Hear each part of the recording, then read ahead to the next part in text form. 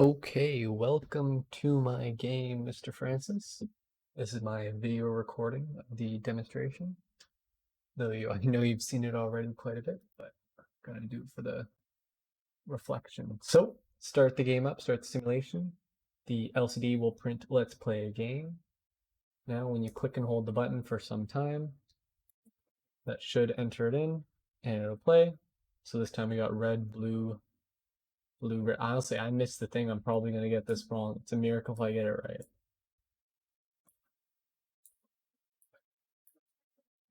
Nope, wrong, game over.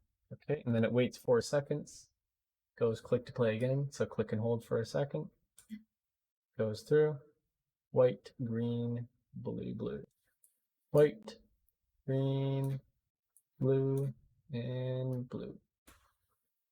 And there we go, we have one. And then I guess if you want to see the code real quick, I think it looks pretty fancy smancy. I have a little bit of ASCII for, I can't remember how to say that, but the language stuff, art at the start. So, alright, I think it's pretty neat. Everything works, no errors, not too messy.